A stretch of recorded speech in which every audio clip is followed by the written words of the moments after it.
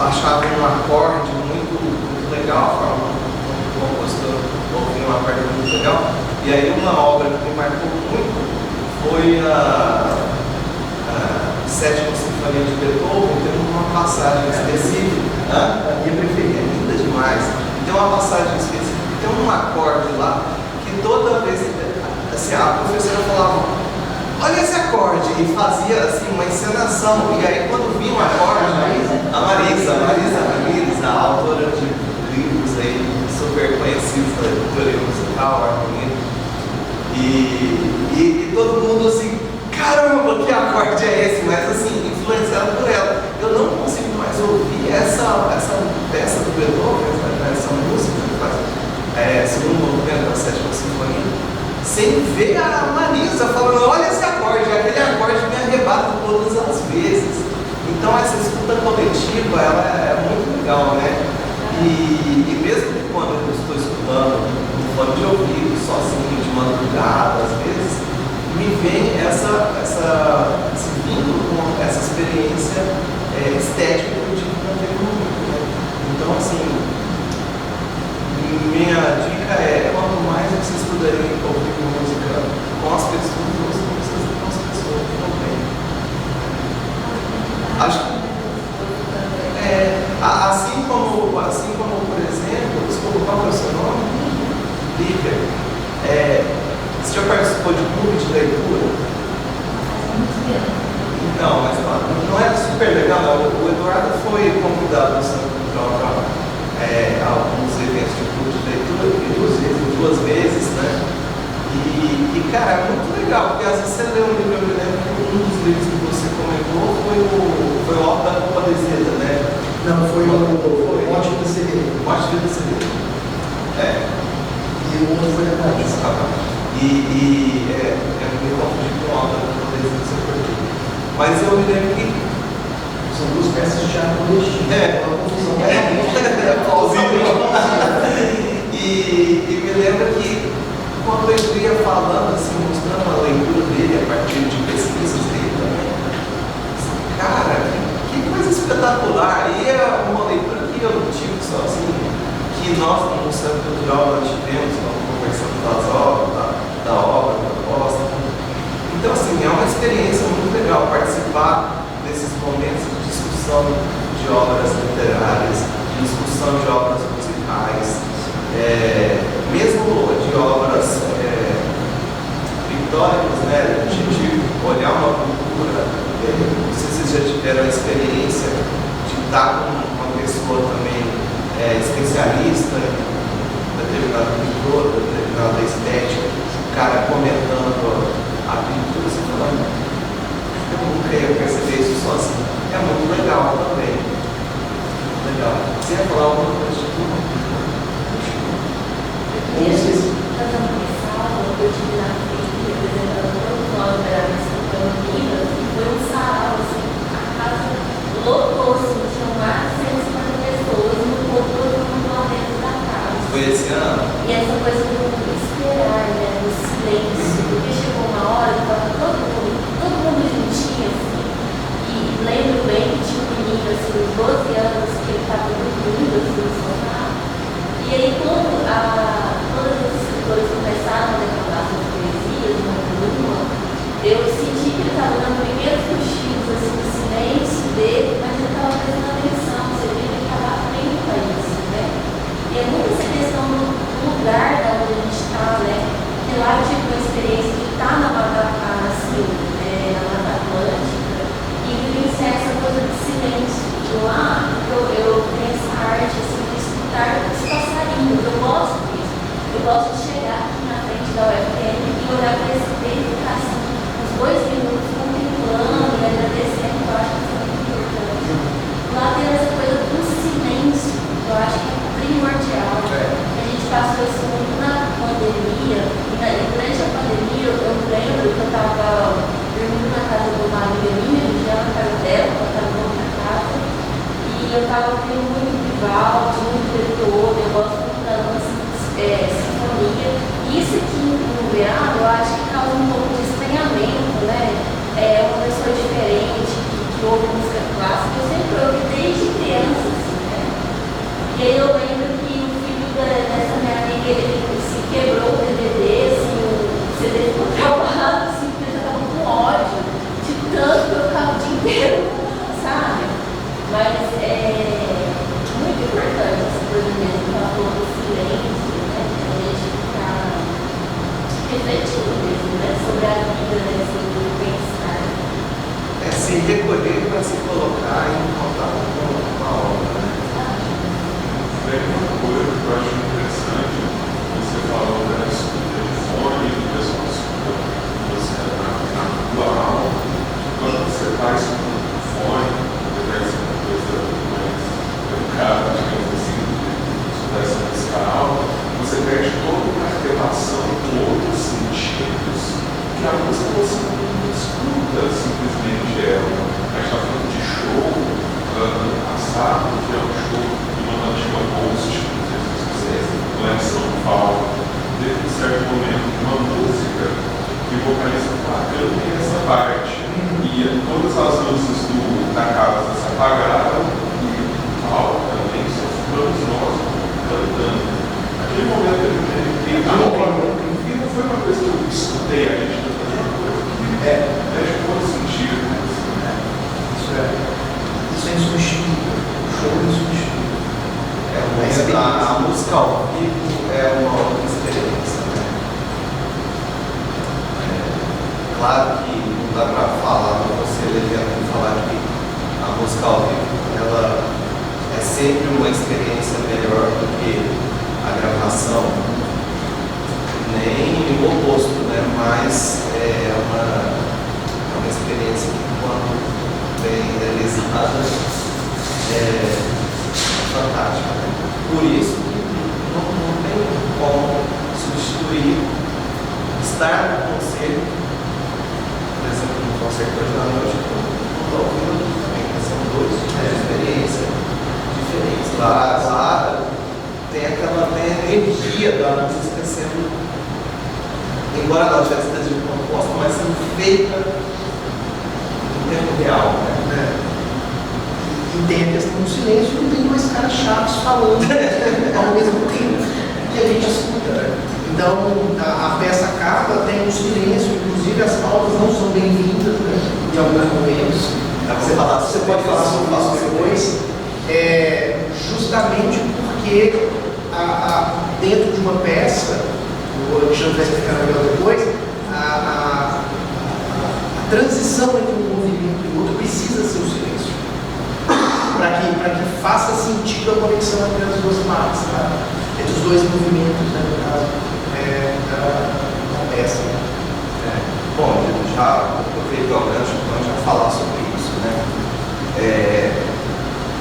Lembrando um pouquinho do que a gente começou conversando ontem, que eu trouxe aquele relato de uma pessoa falando que não tinha roupa para ir no concerto, né? Fiquei pensando muito sobre isso, também sobre o que você falou, né? Que isso não tem a ver com você, isso é uma questão, né?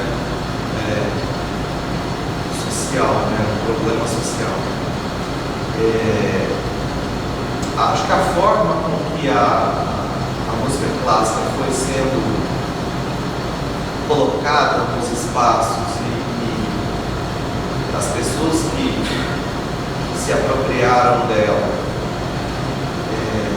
fizeram uso dessas colocações, talvez seja o maior entrave da gente poder assim, ficar à vontade nesses momentos, né? Protocolos de comportamentos foram construídos ao longo do tempo, né? Isso vem do século XIX, eu acho, essa relação com sala de concerto, né? Foi o boom da sala de concerto com a ascensão da burguesia ao poder, né? Porque antes da música clássica, né, que chegou até nós, ela era mantida pelos reis, rainhas, né, pela nobreza ou pela igreja. Eram os dois grandes mantenedores. Com a ascensão da burguesia, aliás, antes de falar da ascensão da burguesia, por isso que grandes nomes da música, como, por exemplo,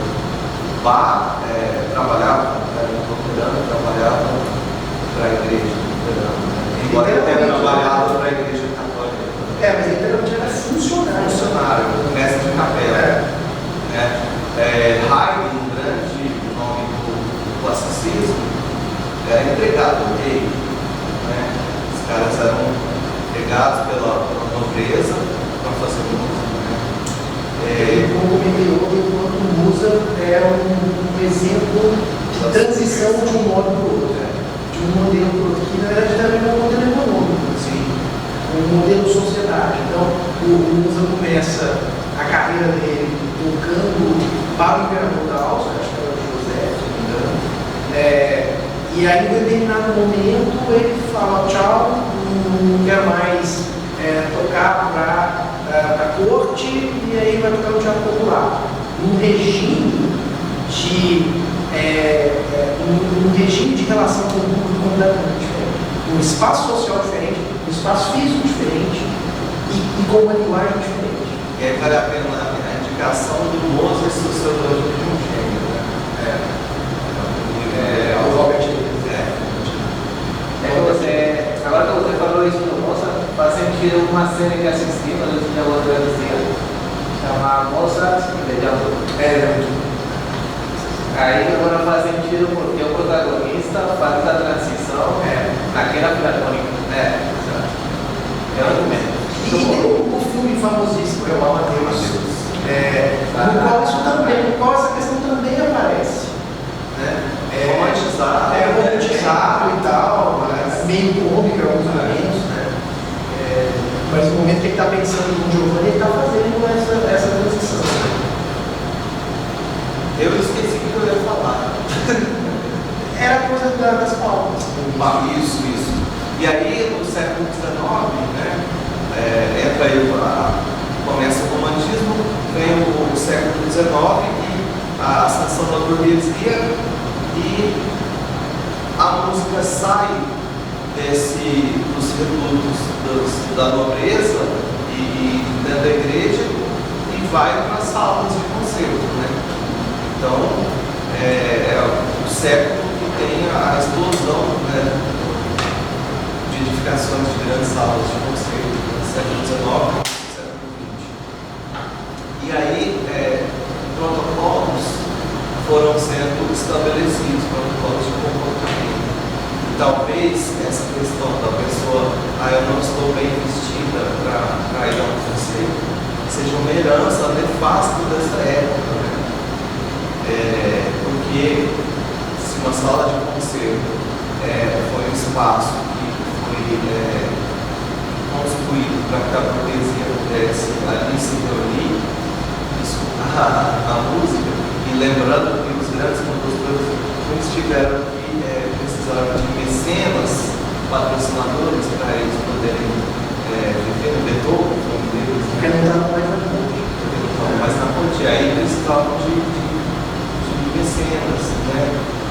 E então essas pessoas foram construindo esses códigos de comportamento, e um desses códigos de comportamento é a questão de aplausos, de como se portar no concerto de orquestra. É interessante que isso também foi se transformando ao longo do tempo, né? Existe um livro super legal que o Eduardo tem, eu pedi para ele trazer e ele não conseguiu encontrar. É uma leitura super bacana também que eu digo para vocês, quem quiser anotar, chama Falando de Música, 8 lições sobre a música clássica. E o autor é Leandro Oliveira. É muito legal esse livro, é um livro muito assim, Mas isso nas palmas. é uma sessão. Não está inteiro, mas tem. E é um livro muito bacana, que ele começa com a questão que para ele é a principal questão da música clássica, que é o que é música clássica. Ele faz uma baita discussão de o que é música clássica. Então, eu não vou ficar aqui entrando em detalhes do que o autor fala, vou deixar vocês curiosos para procurar essa leitura. É muito legal, vocês vão aprender pra caramba, vocês vão pensar muito a partir do que ele fala lá. Fica essa dica aí. É um livro que foi publicado pela Travessia, editora Travessia. E o Leandro fala da questão de palmas. Ele é a favor de palmas, inclusive de vaias em concertos. Mas é claro que não é a vaia pela vaia ou a palma pela palma, tudo é um contexto, e ele faz a defesa do que ele acha justo e coerente no livro dele, super legal. E a questão de palmas entre as músicas, o que acontece? A concepção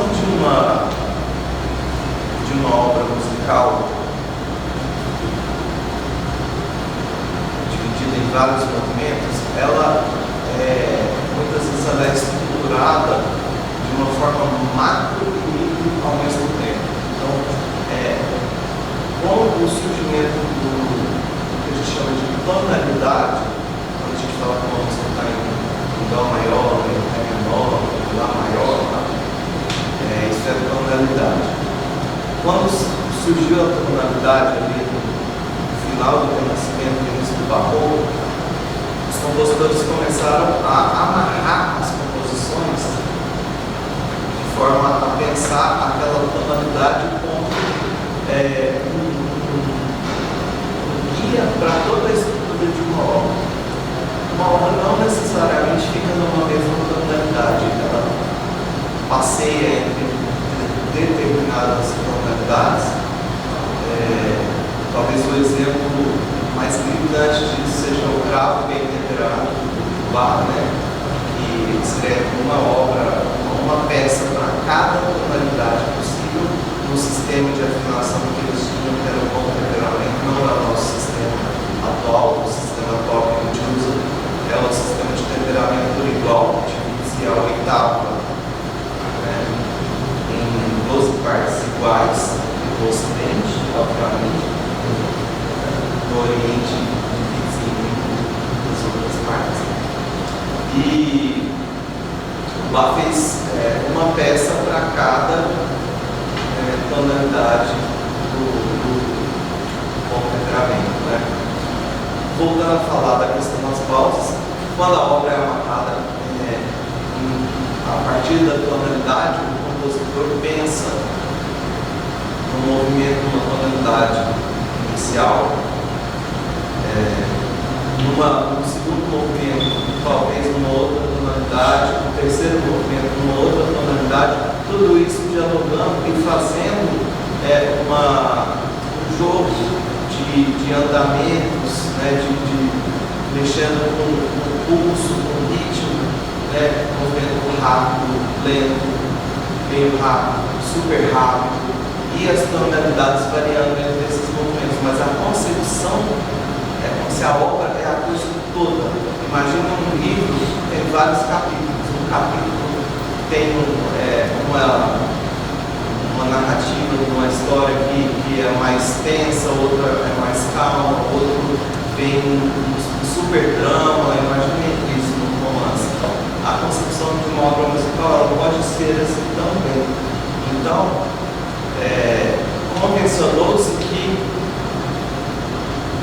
o ouvinte ele vai exteriorizar o seu gosto no final, quando ele passar por toda a experiência de escuta, porque a música obviamente é uma arte que se dá no tempo, então parte do pressuposto do ouvinte consegue se conter e chegar até o final da obra para aí ele exteriorizar o seu deleite ou a sua revolta, né? Como o Leandro Oliveira fala que tá tudo bem vaiado, né? O contentamento do descontentamento. Então, hoje a gente vai ouvir no concerto a primeira obra, se a orquestra não mudar a ordem que eles me passaram, vai ser o Violões, que eles vão fazer só o prelúdio, não vão fazer a obra completa, né? O Abacanas Brasileiros, o primeiro papo completo. Só o prelúdio, beleza. Gostaram? Aplaudam. Não gostaram? Aí como nós somos polarizados, polidos, nós podemos ficar em silêncio. É engraçado. Fazer um comentário assim, mas vocês vão gostar. Essa obra faz parte da repertório. É engraçado essa associação entre polidez e comportamento. Porque teoricamente você poderia ser polido descontente. Isso, poderia. É isso que ele fala. É isso que ele fala. A segunda obra é o concerto do Vivaldi, né, o Verão. É um concerto em 3 movimentos. Então, qual que é a ideia? Primeiro movimento, acaba a música, silêncio, ninguém aplaude, ninguém faz nada. Os músicos permanecem concentrados, porque eles já estão ali na preparação do segundo movimento. E esse é um concerto que tem um solista, né? Para o solista é mais importante ainda ele ficar concentrado. Mais ainda, né? O solista se concentrar pode ser trágico. Então, tem o segundo movimento e o terceiro movimento é o que nós ouvimos ontem, o concerto do Barroco em 3 movimentos. Acabou os 3 movimentos, aplausos, expressão do contentamento e descontentamento, né? Vamos falar assim.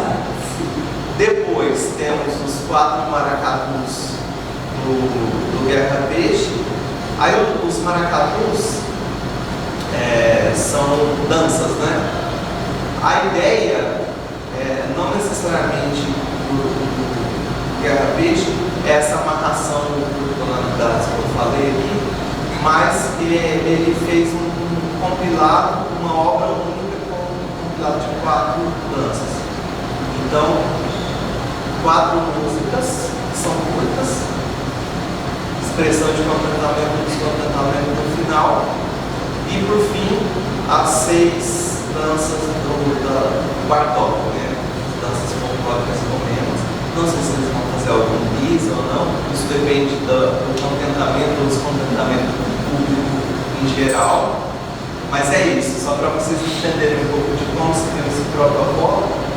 E que é um protocolo que eu acho que a tendência disso é acabar caindo, porque se você faz um concerto em praça pública, eu cheguei a assistir a Filarmônica de Minas Gerais aqui na Praça da Badia, o grande público que talvez não tenha formação e instrução nesse protocolo, não se importa com isso. Ele gostou, ele bate papo, ele não gostou, ele fica quieto, né? E talvez esse movimento da gente tentar democratizar o acesso à música clássica, se apropriar, esteja um pouco ligado com peça de nós, talvez um pouco de consideração por aquela pessoa que vai estar do seu lado, que não sabe de nada disso, acaba de estar entre um movimento e outra pessoa vai, e aí de repente fica aquele silêncio. Você fala, não, é assim mesmo.